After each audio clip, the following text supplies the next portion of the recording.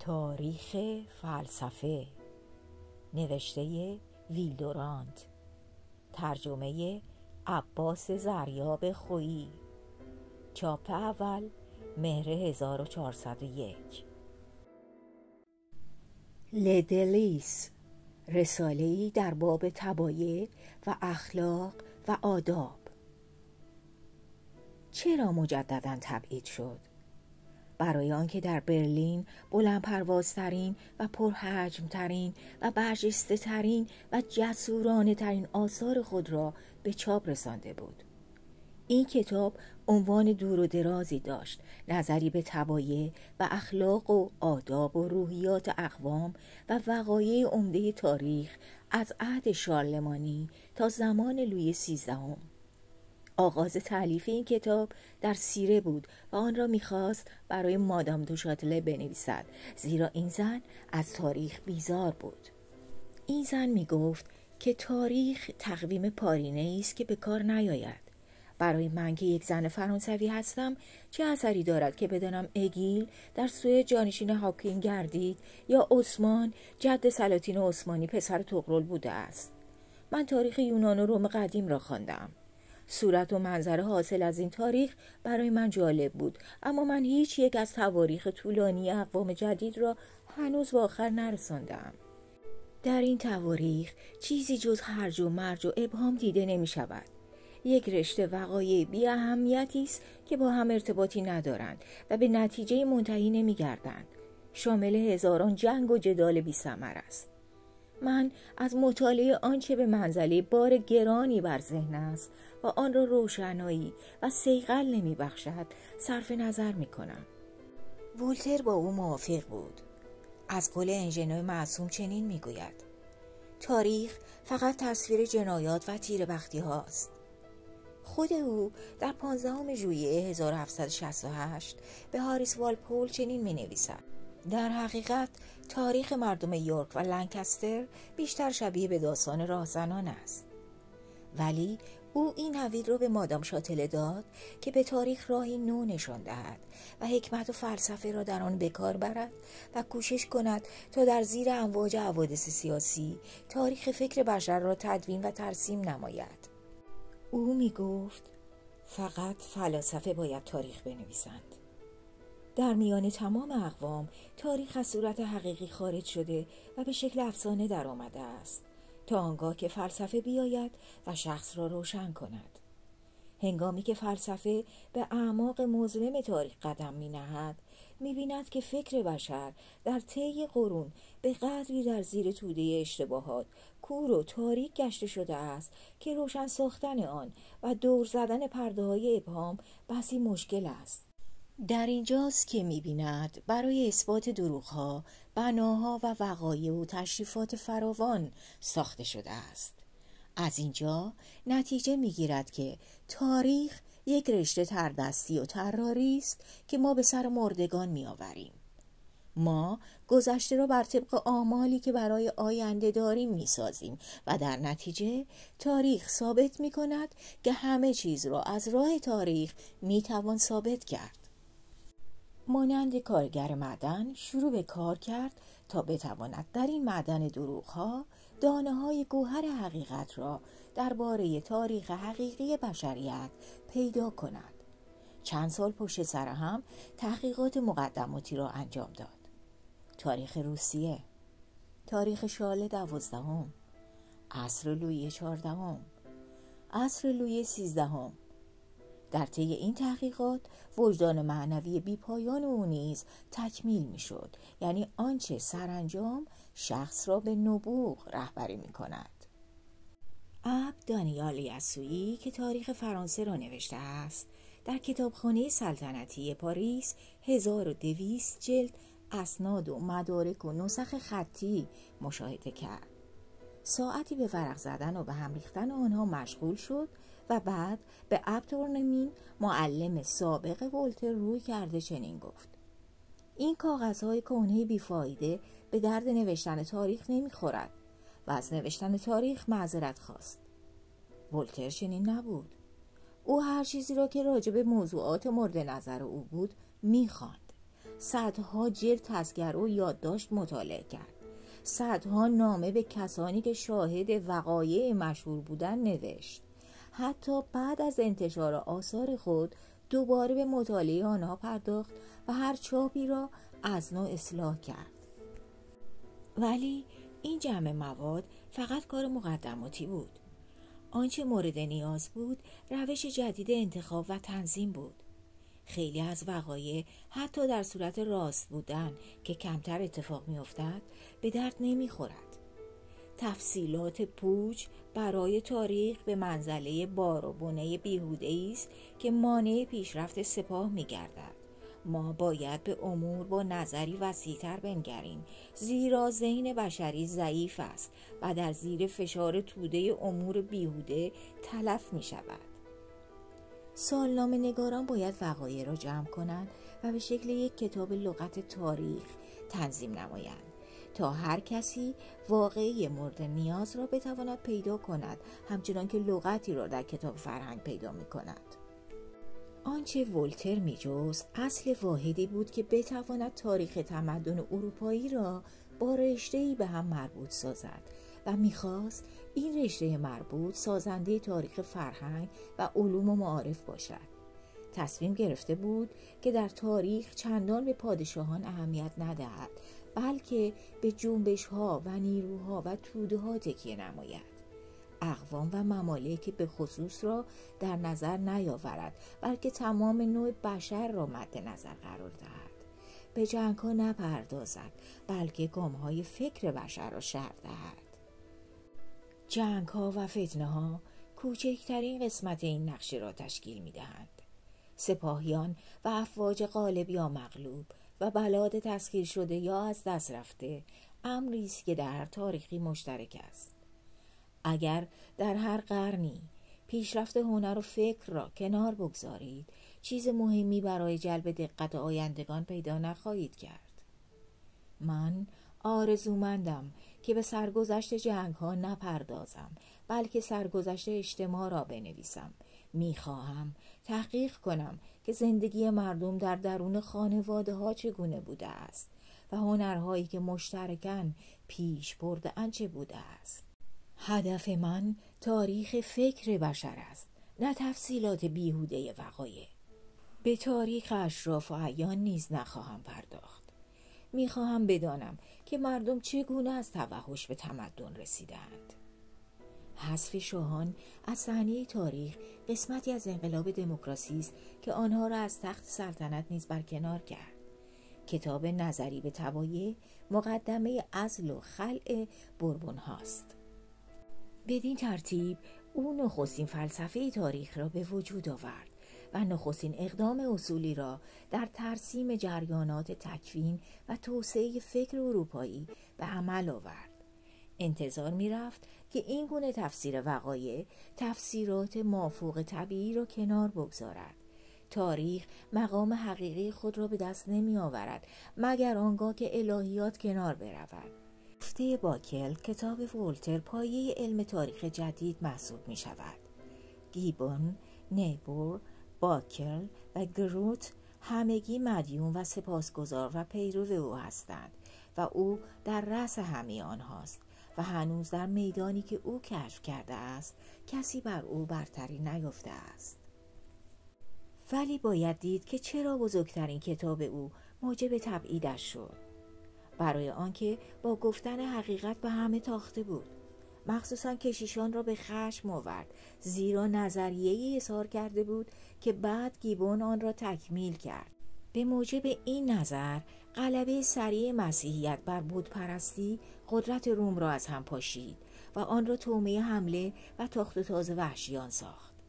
آنچه بیشتر کشیشان را خشمگین ساخت این بود که ولتر به یهودیت و مسیحیت اهمیت کمتری قائل شد و از چین و هند و ایران و عقاید مردم آن ممالک چنان به بی‌طرفی یاد کرد که گویی یک تن ساکن مریخ درباره اهل زمین گفتگو می کند.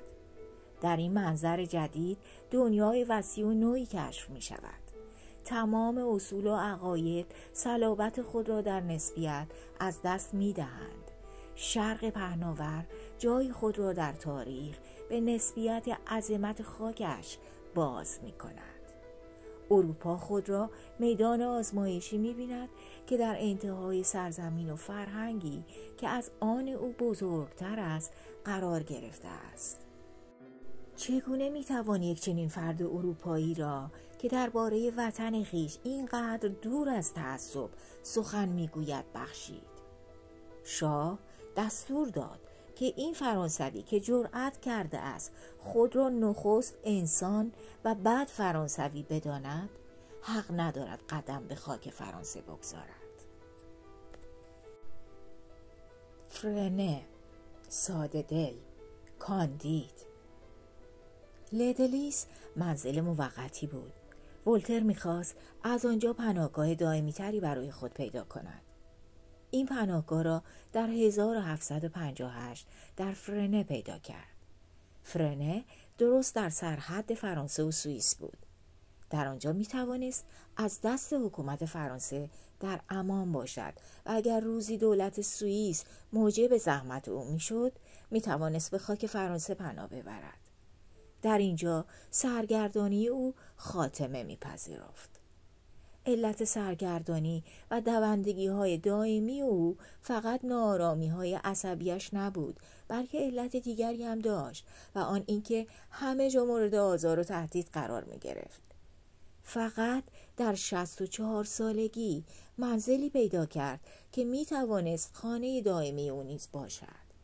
در آخر یکی از قصه های او به نام سفرهای اسکارمانتادو عبارتی هست که تقریباً با وضع مؤلف آن مطابق است. پس از آن که همه عجایب و محاسن جهان را دیدم، تصمیم گرفتم که دیگر جز خانه خود جایی نروم. زنی گرفتم، اما فوراً به او بدگمان شدم.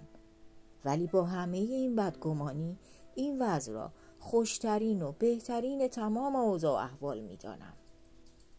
ولتر زن نگرفت، ولی دختر برادر او با او بود و برای یک مرد نابغه این بهتر از همه است.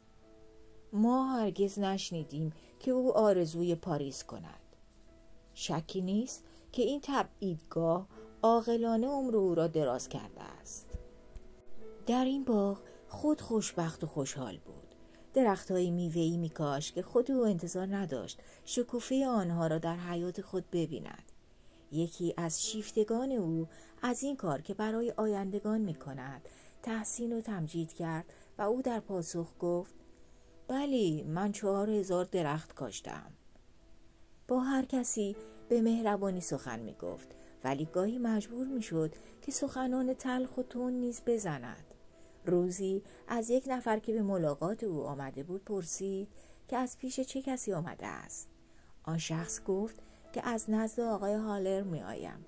ولتر گفت: آقای هالر مرد بزرگی است، شاعری توانا و طبیعی‌دان زبردست و فیلسوف متبحر و نابغه‌ای است که تقریباً از همه چیز آگاه است. آن شخص گفت: این که شما می‌فرمایید خیلی عجیب است، زیرا عقیده آقای هالر درباره شما اینطور نیست. ولتر در پاسخ گفت: شاید ما هر دو در اشتباه هستیم. در این زمان فرنه پایتخت معنوی جهان گردید. هر مرد دانشمند یا حکمران روشنفکر به او مراسم ادب و احترام به جا آورد. یا شخصاً به زیارت او شتافت یا با وی مکاتبه کرد. کشیشان شکاک، اشراف آزادیخواه و زنان دانشمند روی به فرنه می نهادند. از انگلستان گیبون و بازول و از فرانسه هلوسیوس و دالامبر و دیگر علمداران تجدد و روشنفکری برای ملاقات او رفتند. بالاخره مخارج این سیل زوار حتی برای ولتر نیز طاقت فرسا شد و از اینکه او مهماندار تمام اروپا شده است در ناله و شکایت بود. یکی از آشنایان پیش او رفت و گفت که تا 6 هفته در آنجا خواهد ماند. ولتر گفت: فرق میان تو و دونکیشوت در این است که او مسافرخانه را کاخ میپنداشت و تو این کاخ را مسافرخانه پنداشته ای. خدا مرا از شر دوستانم نجات بدهد، من خود از عهده دشمنان برمی آیم. پردامنه ترین و درخشان ترین مکاتبات تمام عالم را نیز به این مهمانداری دائمی اضافه کنید. از هر گونه و از هر طبقه مردم به وی نامه می رسید. یکی از شهرداران آلمان نامه‌ای به وی نوشته و درخواست کرده بود که محرمانه بگو ببینم خدایی هست یا نه، و خواهش کرده بود که جواب را با قاصد بعدی بفرستد. گوستاو سوم پادشاه سوئد مفتخر بود که ولتر گاهی به سوی شمال نیز نظر می اندازد و به ولتر گفت که این امر بزرگترین مشوق مردم شمال خواهد بود. کریستیان هفتم پادشاه دانمارک از او معذرت خواست که نمی شود تمام اصلاحات را یک جا عملی کرد. کاترین دوم ملکه روسیه هدایای عالی برای وی میفرستاد و مکرر با او مکاتبه میکرد و امیدوار بود که این امر مزاحمتی برای ولتر ایجاد نکند. حتی فردریک پس از 1 سال قهر بر سر صلح آمد و با شاه فرنه مکاتبات خود را از سر گرفت و به او چنین نوشت: شما زیانهای بزرگی به من رسانده اید و من همه را بخشیدم و امیدوارم همه را فراموش کنم. ولی اگر شما نخواهید با دیوانه‌ای که عاشق نبوغ عالی شما است کنار بیایید، نخواهید توانست به این آسانی در بروید. آیا مایل به چیزهای مطبوع و دلپذیر هستید؟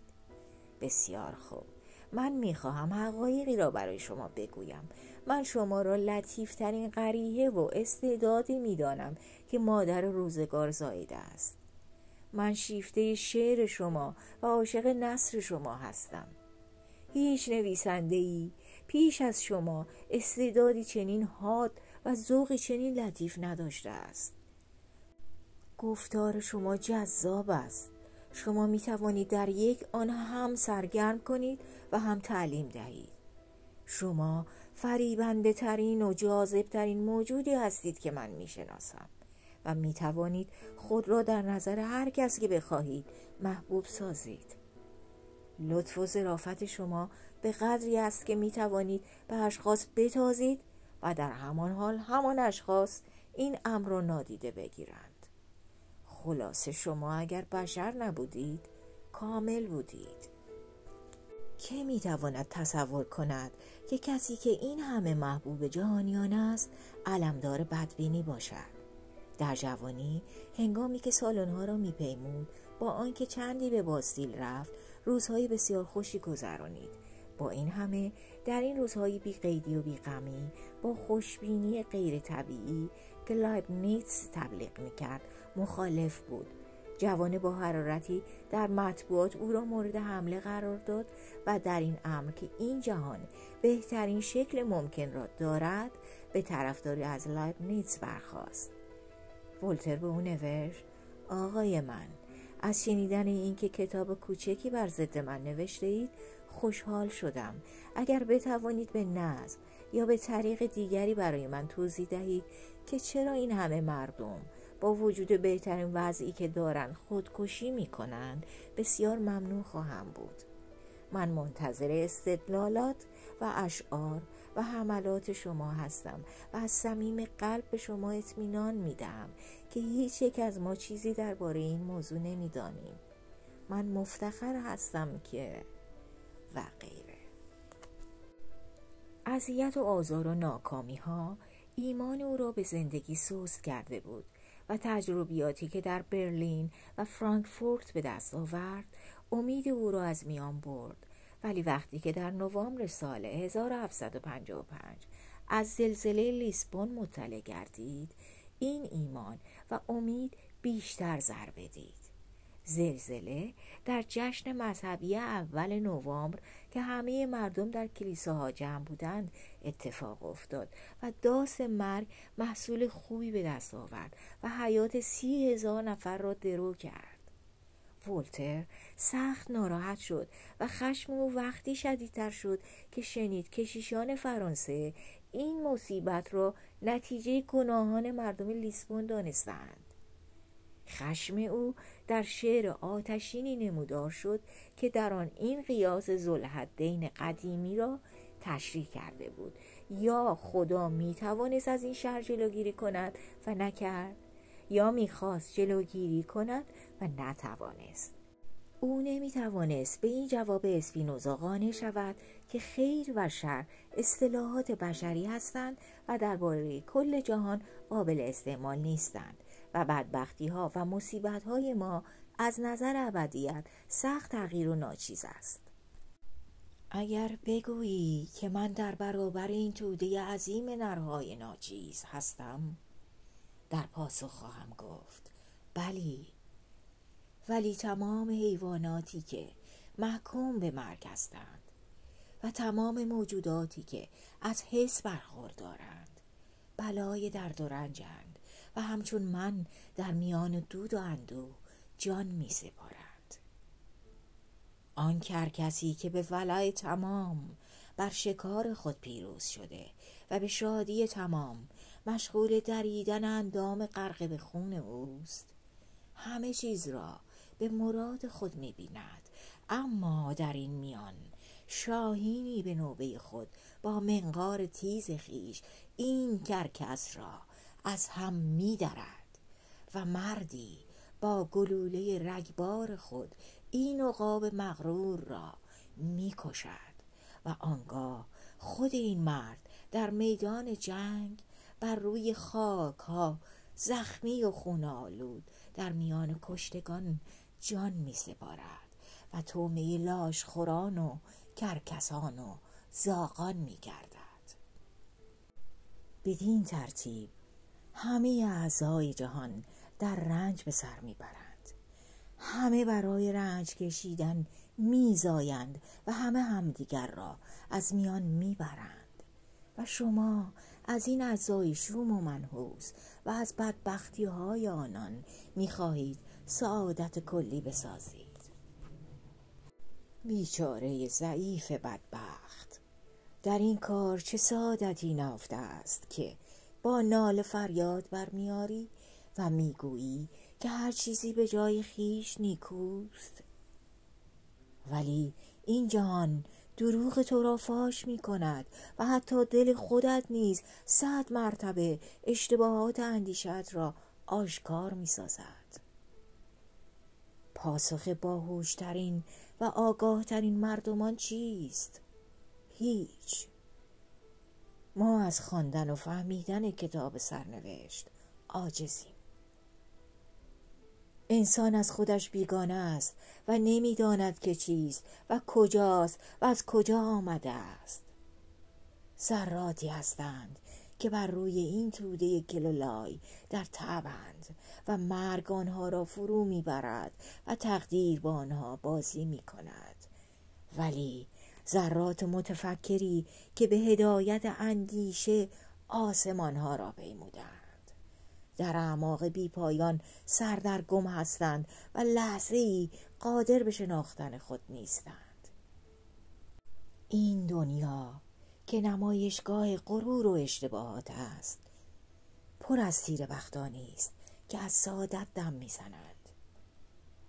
من در روزگار پیشین با لحن آرامتری از لذت فرح بخش و اصول دلپذیر سخن می‌راندم، اما به طول زمان و با معاشرت با مردم در روزگار پیری دریافتم که این بشر گمراه سخت ضعیف و زبون است. در دل تاریکی نشان روشنی می جستم و زبان ناله و شکایت نداشتم و جز رنج کشیدن راهی در پیش من نبود. چند ماه بعد جنگ‌های 7 ساله شروع شد. ولتر این جنگ‌ها را جنون و خودکشی می‌نامید و می‌گفت برای به دست آوردن چند جریف زمین پربرف در کانادا، انگلیس و فرانسه می‌خواهند اروپا را نابود کنند. در همین احوال ژان ژاک روسو در مطبوعات به شعر ولتر درباره زلزله لیسبون پاسخ داد. در این پاسخ روسو گفته بود که مردم خود مسئول بدبختی‌های خویشتنند. اگر ما به جای شهرها در مزارع زندگی می‌کردیم، این همه در زلزله طعمه مرگ نمی‌شدیم. اگر در زیر آسمان باز به سر می بردیم، سقف خانه ها به سر ما فرو نمی ریخت. ولتر از اینکه این اعتقاد عمیق به عدل الهی این همه در میان مردم رواج پیدا کرد به حیرت افتاد و از اینکه این دونکیشوت نام او را لجنمال کرده است سخت برآشفت و بر ضد روسو وحشتناکترین اسلحه معنوی را که انسان به کار برده است، یعنی طعن و نیشخند ولتر را به کار برد. در سال 1751 در ظرف 3 روز کتاب ساده دل را نوشت. هرگز بدبینی به این خوشی و هزلگویی استدلال نشده است. هیچ کس نتوانسته است این گونه از ته دل بخنداند و بگوید که این جهان پر از تیر بختی است. کمتر داستانی این گونه سهل و ممتنع است. سرتاسر آن گزارش و مکالمه است و توصیفی در آن دیده نمی شود و اعمال به سرعت انجام می گیرد. آناتول فرانس می گوید قلم در انگشتان ولتر می خندد و می دود. شاید در سرتاسر ادبیات داستان کوچکی به این لطف و دلپذیری نباشد. ساده دل چنان که از نامش معلوم است جوانی ساده و متقی بود. او پسر یکی از اعیان توندرتنتروخ واقع در وستفالیا و شاگرد پانگلوس دانشمند بود. پانگلوس معلم طبیعیات و مابعد طبیعیات و کائنات، جو و اسطقسات بود. او می گفت که به ثبوت رسیده است که هر چیزی برای هدف و غایت بهتری ساخته شده است. مثلا دماغ که اینجور ساخته شده است فقط برای گذاشتن عینک است. ساق پا برای نگاه داشتن جوراب است. سنگ ها برای ساختن قلعه ها آفریده شده‌اند. خوک برای آن خلق شده که ما سرتاسر سال از گوشت آن معده خود را پر سازیم. پس کسانی که میگویند هر چیزی در این جهان نیکوست راه خطا پیمودند. باید بگویند که هر چیزی به بهترین وجه ممکن ساخته شده است. هنگامی که پانگلوس درس می گفت سپاهیان بلغار به قصر حمله بردند و کاندید را به اسارت بردند و به سربازی گماشتند. او مجبور بود که به راست و چپ بگردد، سنبه تفنگ را بکشد و فرو برد، نشانه گیری کند، تیر بزند، راه برود. در یکی از روزهای خوش بهار تصمیم گرفت که چند قدم راه برود و خیال میکرد که اراده و اختیار از امتیازات انسان و حیوانات است که میتوانند با پای خود هر جا دلشان خواست بروند.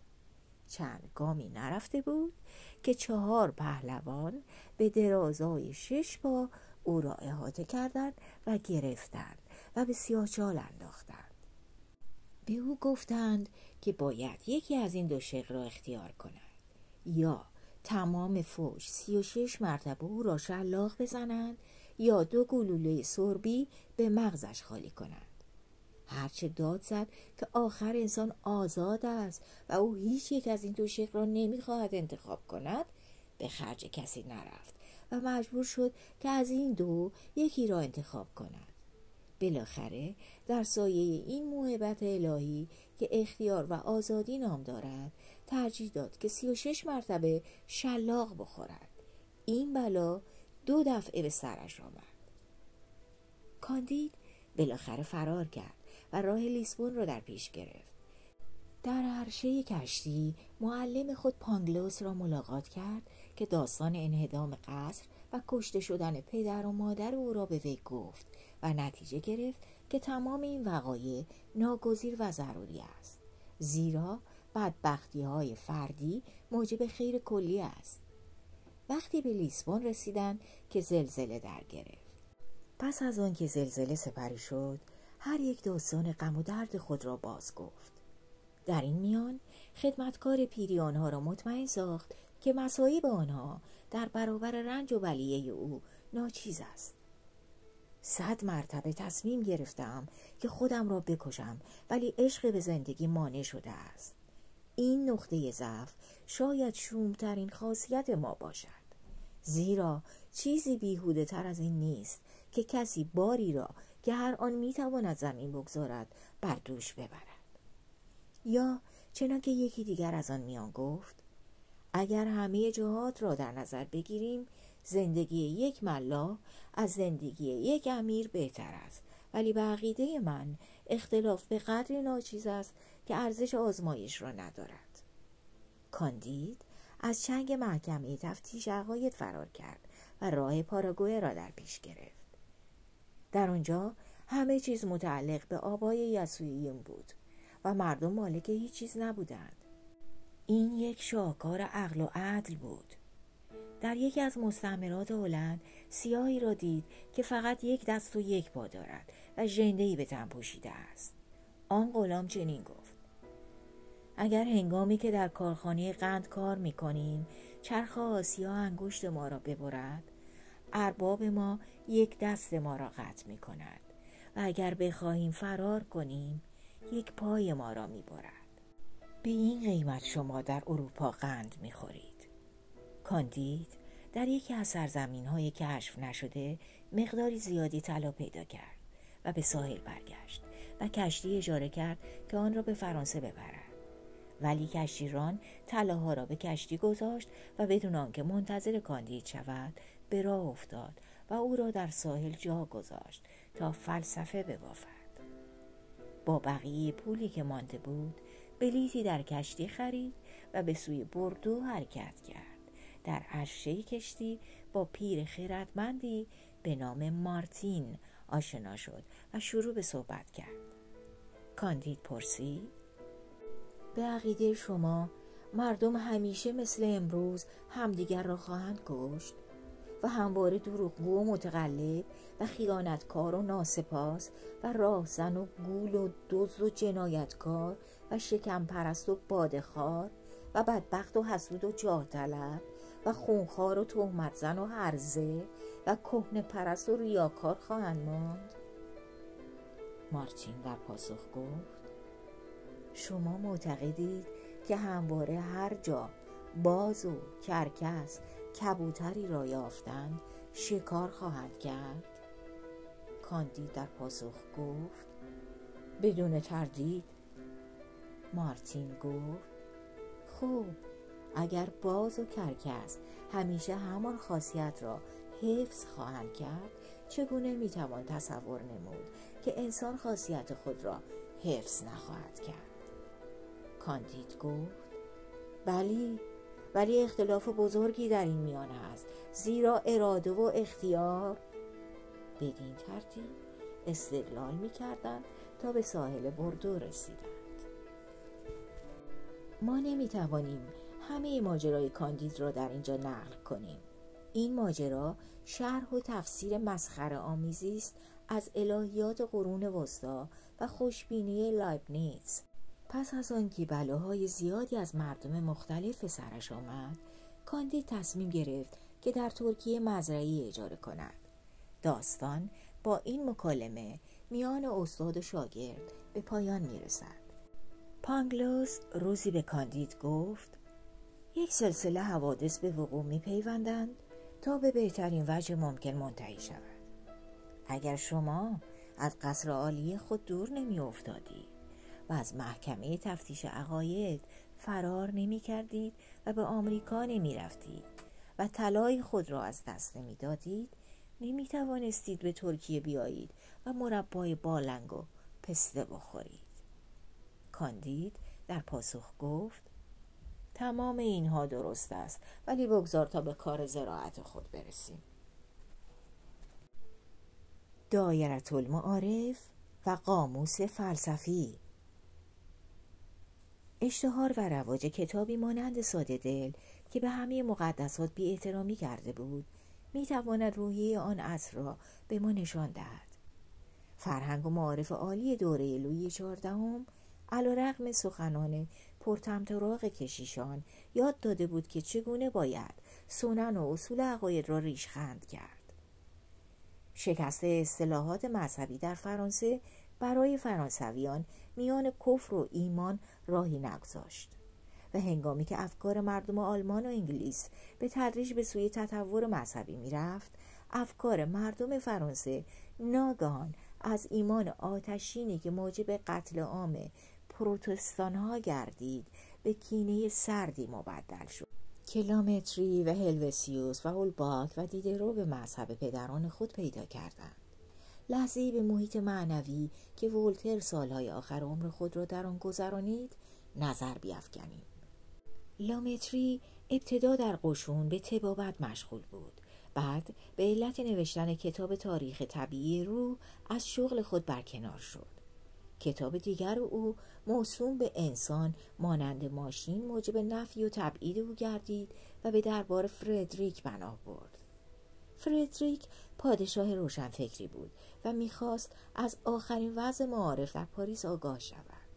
لامتری عقیده ماشین بودن انسان را که دکارت از ترس مانند کودکی که انگشتش بسوزد رها کرده بود گرفت و با جسارت تمام اعلام کرد که تمام جهان و من جمله انسان در حکم یک ماشین است. روح مادی است و ماده از روح جدا نیست و همواره بر هم تأثیر متقابل دارند و رشد و سقوط آن دو با هم صورت می‌گیرد، به نحوی که انسان نمی‌تواند قرابت اساسی و ربط حقیقی آنها را منکر گردد. اگر روح مجرد باشد، چگونه هیجان آن موجب گرمی بدن می شود یا چگونه تب بدن رشته افکار را از هم می گسلد؟ تمام اعضا از یک جرم اصلی تحول یافتند و این نتیجه عمل متقابل اعضا و محیط است. چرا حیوان باهوش است و نبات چنین نیست؟ برای آنکه حیوان برای جستجوی غذا مجبور به حرکت شده است، ولی نبات غذایی را که به وی رسیده است گرفته است. انسان باهوشترین همه است برای آنکه احتیاجات او بیشتر و میدان حرکت او پهناورتر است. موجوداتی که نیازمندی ندارند فاقد فکر و هوش هستند. این عقاید که موجب نفی و تبعید لامتری گردید باعث علو مقام و احترام هلوسیوس 1715 تا 1771 شد و یکی از ثروتمندترین مردم فرانسه گردید. وی کتابی نوشت به نام درباره انسان و عقاید فوق پایه و مبنای این کتاب بود. لامتری علم کلام الهاد را نوشت و هلوسیوس اخلاق کفر و الهاد را تألیف کرد. به عقیده او تمام اعمال انسان ناشی از خودخواهی است. حتی قهرمانان و جانبازان نیز در کار خود بزرگترین لذت را می‌یابند و به خاطر آن اعمال خود را انجام می‌دهند. فضیلت خودخواهی است که با ذره‌بین مجهز شده است. وجدان ندای ربانی نیست، بلکه وحشت از مقامات انتظامی است. وجدان رسوب طوفان اوامر و نواهی پدر و مادر و معلمان ماست که از کودکی ما را فرا گرفته است. اخلاق نباید روی الهیات بنا شود، بلکه باید بر پایه جامعه شناسی قرار گیرد. خیر و نیکی باید بر پایه احتیاجات متغیر اجتماع باشد، نه بر روی اصول و عقاید لایتغیر. سردسته این اشخاص دنیس دیدرو 1713 تا 1784 بود. عقاید او یا در آثار متفرقه‌ای است که چگیده قلم خود اوست یا در کتاب مسلک طبیعت تألیف بارون هولباک 1723 تا 1789 بیان شده است. تالار هولباک مرکز حلقات دیدرو بود. هولباک میگوید اگر به معبد برگردیم خواهیم دید که جهل و ترس خدایان را به وجود آورده است. خیال بافی و هواخواهی و فریبکاری آنها را آرایش داده است و از شکل حقیقی خود دور ساخته است. ضعف بشری موجب شده است که این خدایان مورد پرستش قرار گیرند. ساده دلی و زود باوری مردم آنها را حفظ کرده است. عادت موجب احترام آنها شده و سلاطین و روحانیان برای آنکه از جهل مردم به نفع خود استفاده کنند از آنها حمایت کردند. به عقیده دیدرو ایمان به خدا با اطاعت از اولوالامر و سلاطین مربوط و به هم پیوسته است و پیشرفت و سقوط هر دو با هم صورت می‌گیرد و مردم هرگز آزاد نخواهند شد مگر آنگاه که سلاطین و کشیشان هر دو به دار آویخته شوند. زمین وقتی حق خود را به دست خواهد آورد که آسمان نابود شود. مادیگری به جهان با نظر خیلی ساده نگاه می کند. شاید در هر ماده‌ای اثری از غریزه و حیات باشد و ممکن است که وحدت وجدان و شعور را به ماده و حرکت برگردانیم. مادیگری فقط از آن جهت خوب است که سلاحی است بر ضد کشیشان و این سلاح هر جا که به دست آمد باید از آن استفاده کرد. در این ضمن باید علم را توسعه داد و صنعت را ترویج کرد. صنعت به صلح منجر می شود و علم اخلاق طبیعی نوعی به وجود می آورد. دیدرو و دالامبر با هم دست به دست دادند تا این افکار را از راه دایره المعارف بزرگ نشر دهند. این کتاب بزرگ از سال 1752 تا 1772 جلد به جلد منتشر شد. کلیسا از انتشار مجلدات نخستین جلوگیری کرد و چون مخالفت شدیدتر شد رفقای دیدرو او را ترک گفتند، ولی او با خشم تمام به کار پرداخت و این خشم و غضب موجب نیرومندی او گردید. او می گفت من چیزی وقیح‌تر از مخالفت و اولیای دین با عقل نمی دانم. اگر به سخن آنها گوش دهیم باید قبول کنیم که مردم موقعی از ته دل مسیحی می شوند که مانند چارپایان به طویله بروند. گفته پین این قرن عقل بود. این مردم شکی نداشتند که عقل بالاترین میزانی است که بشر برای درک تمام حقایق و همه خیرات در دست دارد. آنها می گفتند که اگر عقل را آزاد بگذارند در طی چند نسل مدینه فاضله به وجود خواهد آمد. دیدرو تصور نمی کرد که این ژان ژاک روسوی پرجوش و خروش 1712 تا 1778 که خود دیدرو به پاریس آورده بود در دل و مغز خود تخم انقلابی را می رویاند که عقل را از تخت خود به زیر آورد. این انقلاب که با مبهمات مؤثر کانت مسلح شد به زودی تمام استحکامات فلسفه را به تصرف درآورد. طبعاً ولتر که به هر چیزی شوق و رغبت نشان میداد و در هر مبارزه‌ای دست داشت مدتی در حلقه نویسندگان دارالمعارف درآمد. آنها از اینکه او را رئیس خود کردند خوشحال بودند و ولتر مخالف این احترام نبود، اگرچه بعضی از عقاید آنها را محتاج اندک اصلاح می‌دانست. آنها از وی درخواست کردند که مقالاتی برای این کتاب بزرگ بنویسد و او در پاسخ آنان چنان سهولت و وفور به کار برد که همه را خوشنود ساخت. وقتی که کارش را تمام کرد خود از آن یک دایرةالمعارف جداگانه به نام قاموس فلسفی بساخت. با یک جسارت بی سابقه هر موضوعی را که حروف الفبا به وی القا می‌کرد شرح و بسط می‌داد و در زیر هر عنوانی اطلاعات و حکمت بی‌پایان خود را عرضه می‌داشت. مردی را تصور کنید که درباره هر چیزی می‌نویسد و شاهکاری به وجود می‌آورد.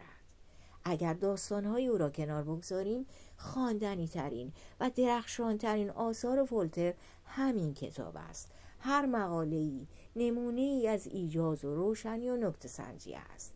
رسالات کوچک بعضی از نویسندگان اطناب ملال انگیز است، ولی 100 جلد تألیف ولتر را با رغبت و شوق تمام میتوان خواند. بالاخره در این کتاب ولتر ثابت میکند که یک فیلسوف است. او مانند بیکن و دکارت و لاک و تمام فلاسفه جدید از شک و به ادعای خود از لوح ساده و خالی شروع می کند. من سن توما دیدوموس را سرمشق خود قرار دادم. او همیشه اصرار داشت که تمام امور را به دست خود آزمایش کند. او از بل تشکر می کند که شک را به وی آموخته است. تمام طرق فلسفی را دور می اندازد و می گوید که هر بانی طریقه جدید فلسفی تا اندازه‌ای ظاهرساز و مردم فریب بوده است. هرچه بیشتر جلو می روم بیشتر در می یابم که طرق مختلف مابعد و طبیعه برای فلسفه مانند نقل و حکایت برای زنان است. تنها مردم فریبان می توانند ادعای یقین کنند. ما چیزی از مبادی اولیه نمی دانیم. واقعا عجب است که کسی خدا و ملائکه و ذهن و روح را تعریف کند و ادعا کند که کاملا از علت خلق عالم آگاه است و خود نداند چرا وقتی که اراده می کند دستش را به حرکت می آورد. شک حالت مطبوعی نیست، ولی ادعای یقین مسخره آمیز است. من نمیدانم که چگونه ساخته شدم و چگونه از مادر زاییدم. من در طی یک ربع زندگی خود نتوانستم از علل آنچه دیده یا شنیده یا حس کردم آگاه شوم.